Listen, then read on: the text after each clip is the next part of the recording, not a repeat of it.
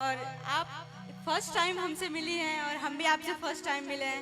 इतना ज़्यादा प्यार, मुझे लगता है कि हम लोग पिछले जन्म के बहन थे दोनों। और दोनों सबसे बड़ी बात कि इस लेवल पे रहना और तुम लोग इतनी मेहनत करते हो, मुझे लगता है कि मैं सच में तुमसे मिलकर मुझे बहुत खुशी हुई। मैं बहुत दिन से सोच रही थी कि मैं अनुपमा दीदी से कब मिलूं और फाइनली आज मुझे मौका मिला है। और ऐसा मौका मिला है कि अकेले नहीं, सब लोग के साथ मिल रहे हैं। बिल्कुल। शर्मा जी, जहानाबाद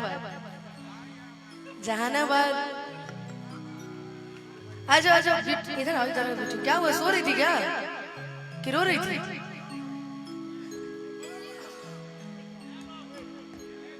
एक चीज है ब्यूटी तुम्हारे लिए, तुम इस गाने पे बहुत अच्छा डांस करती हो ना, पियर फराग वाली पे। मैंने इसका वही गाना देखा था जो बड़ा वायरल हुआ था मंच पे, खूब डांस कर रही थी। और ये चांदनी है, ये दोनों सगी बहनें और आज भोजपुरी में तहलका मचा रही हैं। मैं चाहूंगी दोनों के लिए एक जोरदार ताली आप सभी बजा दीजिए, आप सभी के बीच की हैं और काफी सुंदर भी है दोनों ना। तो एक एक करके डांस करोगे कि दोनों साथ में करोगे? एक एक करके। चांदनी तू बैठा तनी, ब्यूटी की आज क्लास लगा ले। ब्यूटी तो हम गाना गाओ तनी, यही सब के बोले ही नहीं हो कि गोरी फूल झड़ी बाड़ू, अरे पापा के परी बाड़ू, कि गोरी फूल झड़ी बाड़ू, आ पापा के परी बाड़ू, अलग लू पसारे तू तपा ईयर फराक वाली चका चमारा अरुणा ईयर फराक। कतना दिन से एगो लइका के, कतना दिन से एगो लइका के रही फेरा में हम लागल, रही फेरा में हम लागल। जानता रू लोग लड़की के फेरा में रहेला, टिंकू भैया जानता रहे लड़का के फेरा में रहे। सोचते रही आई लव यू कहो, सोचते रही आई लव यू कहो। रुको, तबले एगो डोमिनिया ले भागल, तबले एगो नचनिया ले भागल। अब एकरा से आगे हम क्या कहेंगे कि कतना दिन से एगो लइका के रही फेरा में हम लागल, रही फेरा में हम लागल। कच कच मारो तरुआ पियर फराक वाली, कच कच मारो तरुआ। अच्छा, जानने कभी सॉरी ब्यूटी कभी लाइव पे डांस की हो कि नहीं?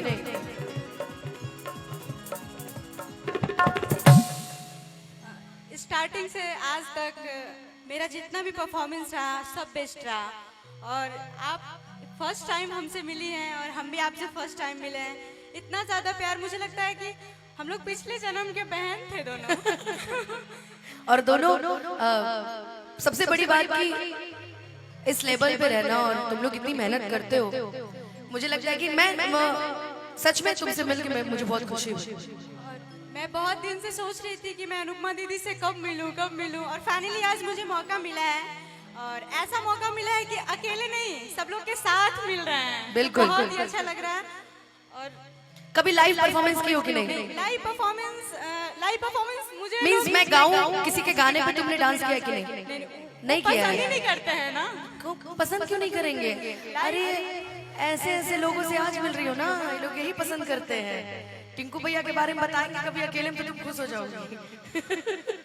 वैसे जान पहचान होते रहता है। जब ये टिंकू भैया हमारे बहुत ही अच्छे इंसान है, इनका ब्याह नहीं हुआ है अभी तक, कुंवारे हैं। टिंकू जी शादी कब कर रहे हैं आप? बस जब तुम हाँ कर दो, शादी नहीं हुआ है। जब तुम हाँ कर दो।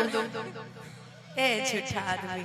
अच्छा, आज लेकिन ब्यूटी तुम आज इंस्ट्रूमेंट पे डांस करो। एकदम ओके, क्यों नहीं? और कोशिश करो, कोशिश जारी है, कोशिश करवाते हैं भैया। कि गलती से, हाँ गलती से ये जान टकरा गई हो, गलती से ये जान टकरा गई हो, गलती से लड़की के देखी पगला है बड़का, लगे कि भांग खा के आइल बड़का। कहर दई सारा बारू बुझा तमारा बारू, कहरत सारा बाड़ू बुझा कबारा बाड़ू धड़केलू कैलो पमजा पियर फराक वाली कच कच मारा करवा पियर फराक वाली ओ हितई में आई के हिलावा तारी टोला हितई में आई के हिलावा तारी टोला हिलावा तारी टोला। ए कहाँ गई चांदनी हमार बहिनी बहिनी ए चांदनी कि चांदनी के बहिनी बुझाली बम गोला कि भौजी तहर बहिनी हिलावतारी टोला भौजी तहर बहिनी हिलावतारी टोला।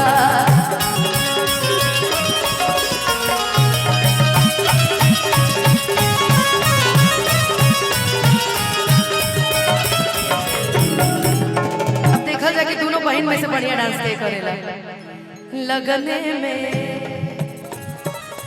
हमर हो जा तो जाने ही अगने में लगने में हमर हो जा तो जाने ही अगने में लगने में हमर हो जा तो जाने ही अगने में लगने में।